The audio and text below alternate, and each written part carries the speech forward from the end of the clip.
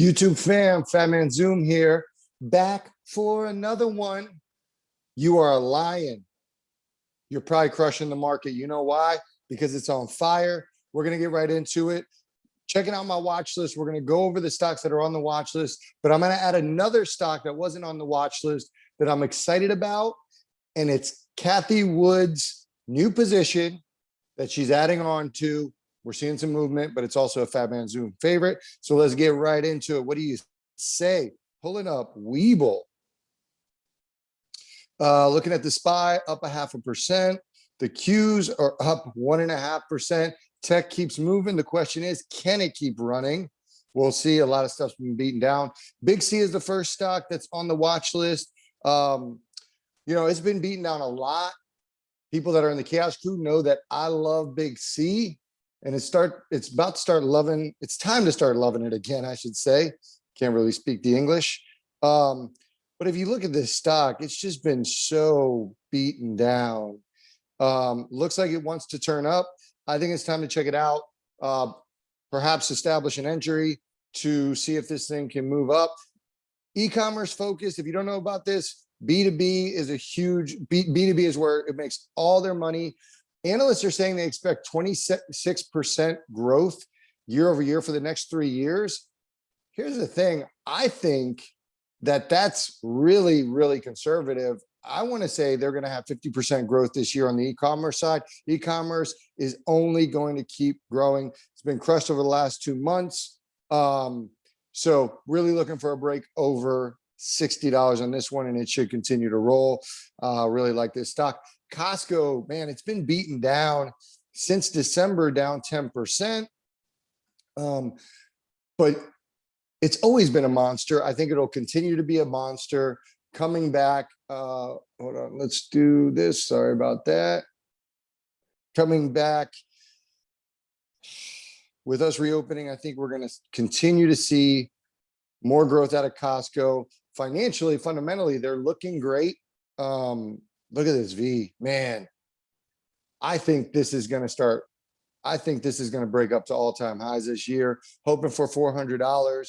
But the thing about Costco is they did their special dividend at the end of last year, and it's really been beaten down since that special dividend. That just shows the health of the company, the cash they have on hand.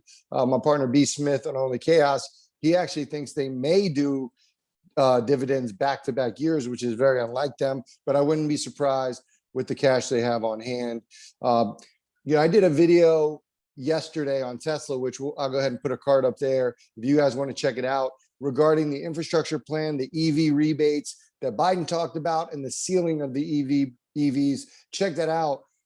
However, I put BLNK on it today because of what's in store for the charging stations, and specifically what Biden said regarding charging stations and the growth of it. We know the issues with charging stations right now is simply the rapid charge, how long they take comparatively to gas. You can get in a gas station in 5 minutes. Charging stations take a lot longer. So as that technology gets better, it should be more and more exciting for the EV industry. But on top of that, he's looking to increase it 5-fold. So in the US, there's about 100,000 charging stations. He wants to 5X that. He wants 500,000 charging stations. This is huge. I wanted to put ChargePoint on, which is sort of the leader in this space. They made a massive move up 12%. I still think there's room to grow on this one, but BLNK is right there with it. You take the pick of whichever company you want to go as a charging station. I do think they'll eventually be profit taking. So this is more watch, keep an eye on it, typical watch list item. But as the negotiations go back and forth with the infrastructure bill, expect this thing to move accordingly. I think you're going to get opportunities to get in. Next stock is Snowflake. Snowflake also beaten down. Initially, when it IPO'd, it was all about Buffett investments and the large backing behind it. But their key to their model is their ability to show ROI with their data. That's the big challenge. When you talk about marketing, when you talk about cloud, it's like, okay, well, how can we tie it to consumer spending?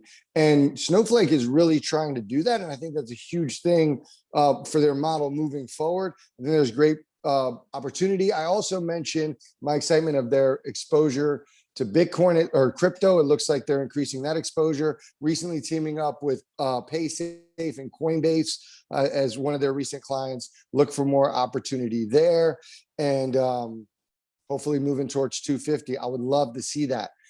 The last one on the watch list, certainly not least, is our friend Snapchat.